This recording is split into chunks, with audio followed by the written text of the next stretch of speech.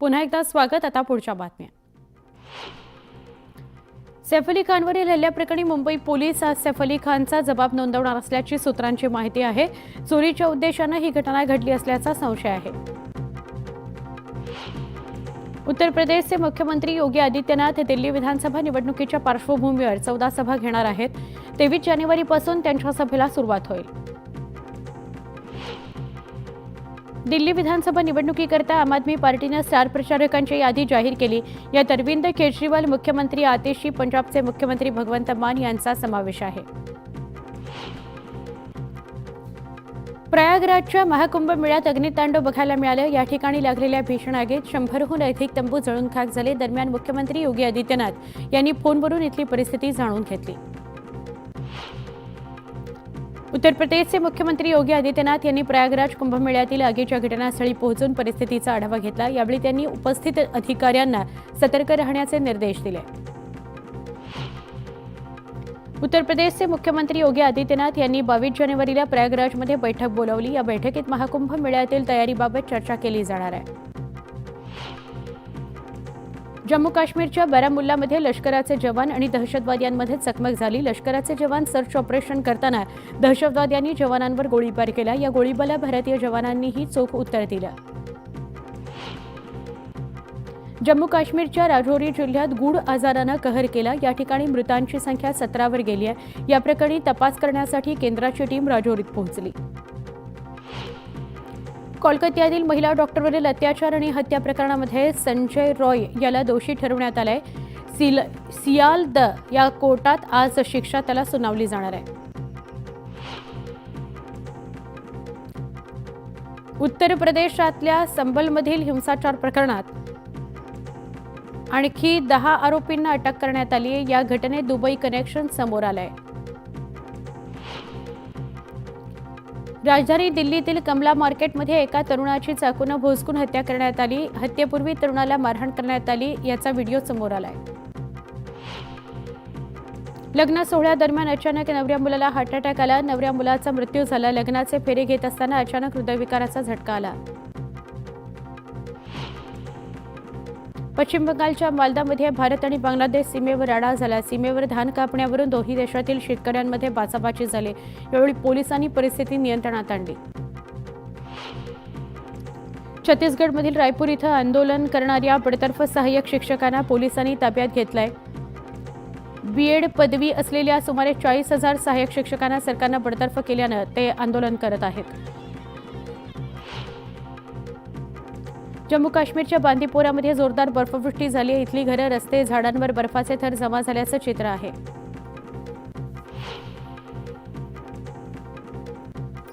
काश्मीरच्या सोनमर्गमध्ये तुफान बर्फवृष्टी झाली. नुकताच खुला झालेला जेट बोगदा यामुळे इथं पोहोचणंही सोपं बनलं. त्यामुळे सोनमर्ग परिसरात बर्फवृष्टीचा आनंद लुटण्याकरता मोठ्या संख्येनं पर्यटक दाखल झाले.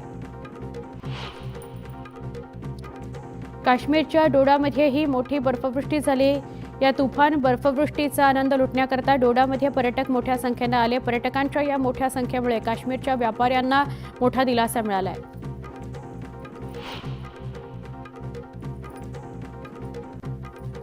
काश्मीरमधील भदरवा हे नव्यानंच पर्यटन स्थळ म्हणून विकसित होते. या पर्यटन स्थळाकडे मोठ्या संख्येनं लोक गर्दी करतात. बर्फाची पांढरी चादर, आजूबाजूचे बर्फाच्छादित डोंगर असं नेत्र सुखद दृश्य बघायला मिळत आहे.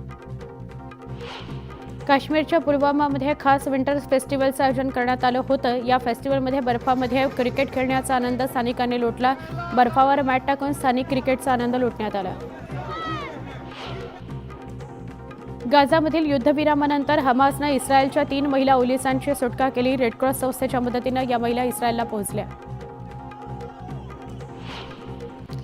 खो खोचा पहिला विश्वचषक दिल्लीतील इंदिरा गांधी स्टेडियमवर खेळला गेला. या स्पर्धेत हिंदुस्थानी महिला आणि पुरुष संघाचा जोरदार खेळ पाहायला मिळाला. हिंदुस्थानी संघानं नेपाळला हरवून विजेतेपद पटकावलं. खो खो विश्वचषक स्पर्धा जिंकल्याबद्दल पंतप्रधान नरेंद्र मोदी यांनी भारतीय महिला संघाचं अभिनंदन केलं. या विजयानं देशभरातील असंख्य युवा खेळाडूंना प्रेरणा दिल्याचं मोदी म्हणाले. बांगलादेशचा स्टार ऑलराऊंडर शाकिब अल हसन याच्या अडचणी कमी होण्याचं काही नाव नाही.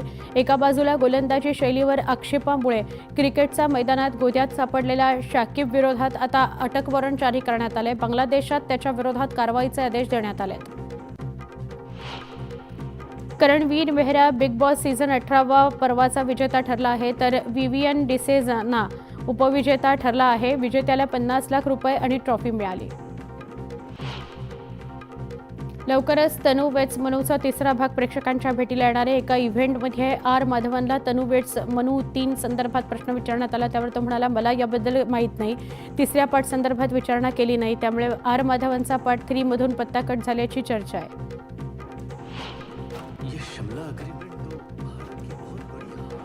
इमर्जन्सी आणि आझादमध्ये काटेकी टक्कर. कंगना रनौतचा बहुप्रतीक्षित इमर्जन्सी चित्रपट 17 जानेवारीला रिलीज झाला. या चित्रपटासोबत आझाद चित्रपटही रिलीज झाला. या दोन्हीही चित्रपटांमध्ये कमाईच्या बाबतीत काटेकी टक्कर बघायला मिळते. भारताचा गोल्डन बॉय आणि स्टार भालाफेकपटू नीरज चोप्रा यानं रविवारी हिमानी या मुलीशी लग्नगाठ बांधली. त्याने स्वतः सोशल मीडियावर लग्नाचे फोटो शेअर केले. आपल्या चाहत्यांना ही माहिती दिली. इंस्टाग्रामवर आपल्या लग्नाचे फोटो शेअर करत त्यानं एक पोस्ट लिहिली. आता वळूया 25 मिनिटं 50 बातम्यांकडे.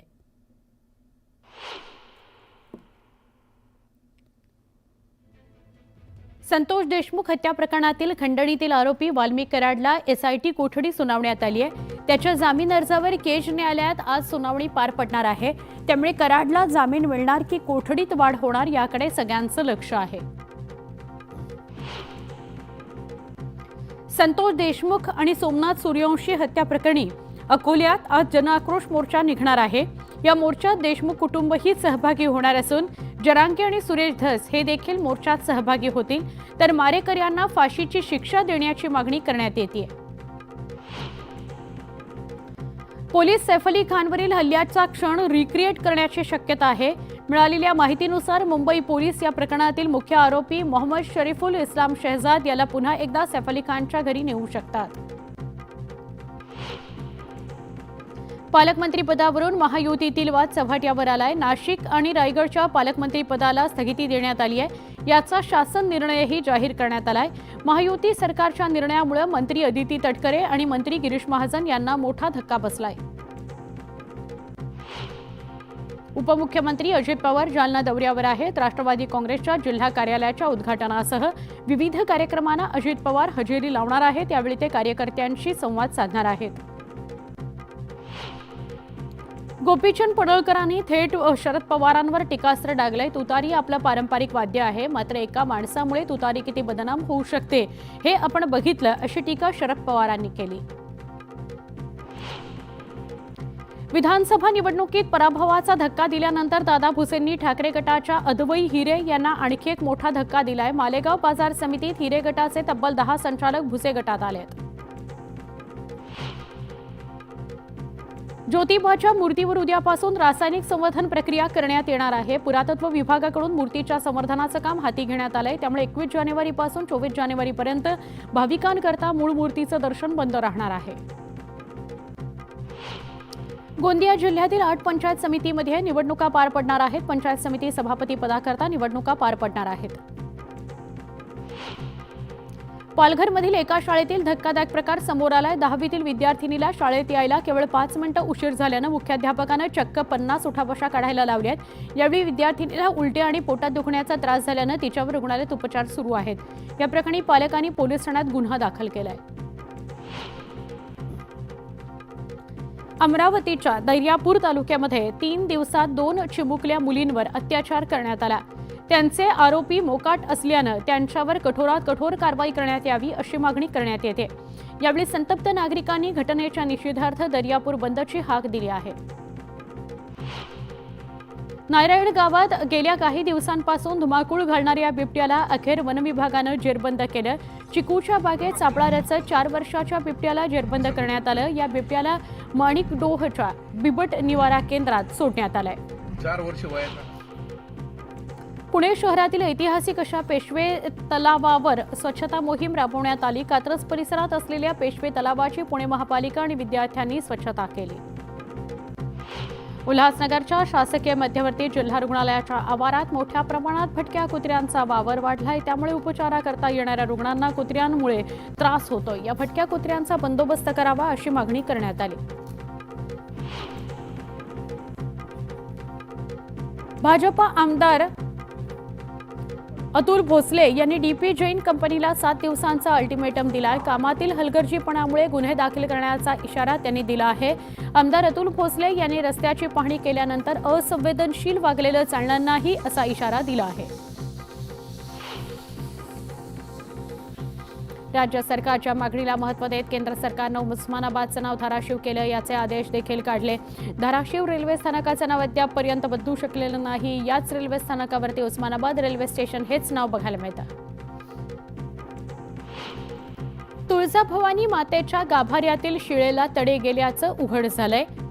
त्यामुळे तुळजाभवानी मातेच्या गाभाऱ्याचा विस्तार करण्याची मागणी करण्यात येते. याच मागणीवर पुजारी नागरिक आक्रमक झाले. त्यांनी आंदोलनाचा पवित्रा घेतलाय.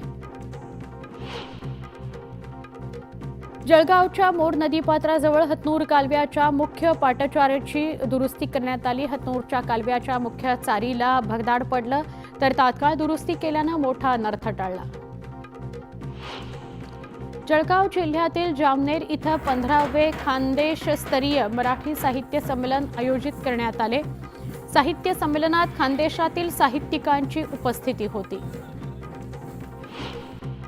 जळगावात 5 वर्षांपूर्वीच्या केलेल्या प्रेमविवाहाचा राग मनात ठेवून मुलीकडच्यांनी पिंपराळा हुडको परिसरात सशस्त्र हल्ला करत जावयालाच ठार केले. कोयता आणि चॉपरनं वार केल्यानं मुकेश रमेश शिरसाट या प्रेमविवाहित तरुणाचा मृत्यू झालाय तर त्याच्या कुटुंबातील 7 जण जखमी झालेत.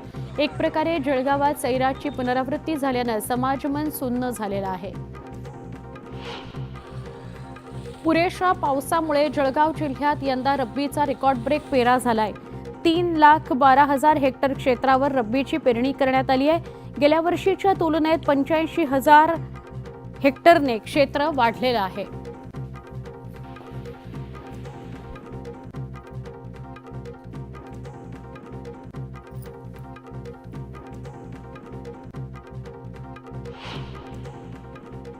छोटासा ब्रेक पहा फक्त न्यूज 18.